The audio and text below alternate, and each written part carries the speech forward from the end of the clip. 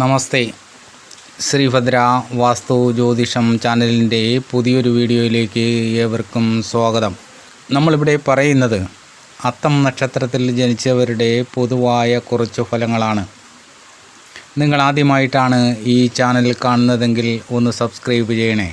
Video ഇഷ്ടപ്പെട്ടാൽ like ചെയ്യാനും share ചെയ്യാനും മറക്കരുത്. നക്ഷത്രങ്ങളിൽ 13ാമത് വരുന്നതും ചിങ്ങൻ രാശിയിൽ സ്ഥിതിയുള്ളതുമായ ഒരു നക്ഷത്രമാണ് അത്തം. അത്തം നക്ഷത്രത്തിൽ ജനിക്കുന്നവർ പൊതുവെ ശാന്ത സ്വഭാവികളായിട്ടാണ് കാണപ്പെടുന്നത്. ആരെയും വശീകരിക്കാനുള്ള ചിരി ഇവരുടെ ഒരു പ്രത്യേകതയാണ്. ഇവരുമായി പരിചയപ്പെടുന്ന ആർക്കും തന്നെ ഇവരെ പെട്ടെന്ന് മറക്കുവാനോ വേർപെടുവാനോ സാധിക്കില്ല. ഇവരുടെ ശാന്തമായ സ്വഭാവവും മന്ദസ്മിതമായ മുഖഭാവവും കൊണ്ടായിരിക്കണം ഇങ്ങനെ. മറ്റുള്ളവരുടെ വിശ്വാസവും ആദരവും പിടിച്ചുപറ്റുന്ന കാര്യത്തിൽ മറ്റുള്ള നക്ഷത്രക്കാരേക്കാൾ ഇവർക്കുള്ള കഴിവ് വേറെ തന്നെയാണ്.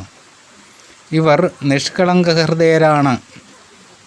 മറ്റുള്ളവരെ സഹായിക്കണമെന്നല്ലാതെ ചതിക്കുവാനോ ഉപദ്രവിക്കാനോ ഇവർ ഇഷ്ടപ്പെടുന്നില്ല. ഇവർ എവിടെയൊക്കെ സഹായം ചെയ്തിട്ടുണ്ടോ അവിടെ നിന്നെല്ലാം ശത്രുതയും പ്രതികാരവും ഇവർക്കുണ്ടാകും. ഇവർ ആഡംബരപ്രിയരല്ല. എന്നാൽ ശുചിത്വം പാലിക്കുന്ന കാര്യത്തിലും പരിസരം വൃത്തിയായി സൂക്ഷിക്കുന്നതിലും ഇവർക്ക് പ്രത്യേകം ചിട്ടകളുണ്ട്. ഇക്കാര്യത്തിൽ വീട്ടിലുള്ളവരെയും കുറ്റപ്പെടുത്തിക്കൊണ്ടിരിക്കും. അഭിവൃദ്ധിയും അധപതനവും ഇവർക്ക് ജീവിതത്തിൽ കൂടെ ഉണ്ടായിക്കൊണ്ടിരിക്കും. ആയതുകൊണ്ട് ഇവർ സ്ഥിരം സമ്പന്നരെന്ന് പറയാൻ കഴിയില്ല. ഏതെങ്കിലും ഒരു പ്രവൃത്തി വിജയിച്ചു കഴിയുമ്പോഴായിരിക്കും അടുത്ത അധോഗതി വന്നു ചേരുന്നത്. വീണ്ടും അതിൽ നിന്നും കരകയറാൻ കഷ്ടപ്പെടുമ്പോഴായിരിക്കും അടുത്ത സഹായം എവിടെ നിന്നെങ്കിലും എത്തിച്ചേർന്ന് വിജയിക്കാൻ പറ്റുന്നത്. പ്രവൃത്തി രംഗങ്ങളിൽ ഇവർ നീതിനിഷ്ഠയുള്ളവരായിരിക്കും. ഔദ്യോഗിക ജീവിതം ഇവർക്ക് തീരെ പൊരുത്തപ്പെടാത്തതാണ്. എന്നാൽ അധികാര സ്ഥാനങ്ങളിൽ എത്തപ്പെട്ടാലോ അതിൽ അവർ ശോഭിക്കുകയും ചെയ്യും. അധികാര ദുർമോഹം ഇവർക്ക് ഒരിക്കലും ഉണ്ടായിരിക്കുകയില്ല. ദാസ്യവൃത്തി, മറ്റുള്ളവരെ സേവിക്കുക, ഇങ്ങനെയുള്ള കാര്യങ്ങൾ ഇവരുടെ ചിന്തയിൽ പോലും വരുന്നില്ല എന്നൊരു പ്രത്യേകതയുണ്ട്. അത്തം നക്ഷത്രക്കാർ വിദ്യാഭ്യാസം ചെയ്യാൻ കഴിഞ്ഞില്ല എങ്കിൽ പോലും വളരെ അറിവും ലോകപരിചയവും ഉള്ളവരായിരിക്കും. വളരെ കുഴപ്പം പിടിച്ച പ്രശ്നങ്ങൾക്ക് മധ്യസ്ഥത വഹിക്കാനും വേണ്ടുന്ന ഉപദേശം കൊടുക്കുവാനും ഇവർക്ക് പ്രത്യേകം കഴിവുണ്ടായിരിക്കും. ഇവർക്ക് ജീവിതത്തിൽ പല വിധത്തിലുള്ള ചുമതലകളും വഹിച്ചുകൊണ്ടേ മുന്നോട്ട് പോകുവാൻ കഴിയുകയുള്ളൂ. അതുകൊണ്ട് തന്നെ ഇവരുടെ കഴിവിനനുസരിച്ചുള്ള സമ്പാദ്യം ഇവർക്കുണ്ടാകുന്നില്ല. മറ്റുള്ളവർക്ക് ദോഷം വരുന്ന ഒരു പ്രവൃത്തിയും ചെയ്യുവാൻ ഇവർ തയ്യാറല്ല. എന്നിരുന്നാലും നിർബന്ധശീലവും വൈരാഗ്യബുദ്ധിയും ഇവർക്കുണ്ടായിരിക്കും.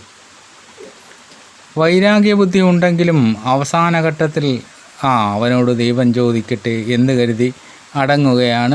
മറ്റുള്ളവർ കരുതുന്നത് പോലെ തണ്ടന്മാരോ ഗർഭിഷ്ഠരോ അല്ല. ഇവർ വാസ്തവത്തിൽ ശുദ്ധഹൃദയരാണ്. 30 വയസ്സ് കഴിഞ്ഞിട്ടായിരിക്കും ഇവർക്ക് നല്ല കാലഘട്ടം വരുന്നത്. 64 വയസ്സിന് ശേഷം നല്ല പുരോഗതി ഇവരിൽ കണ്ടുവരുന്നുണ്ട്.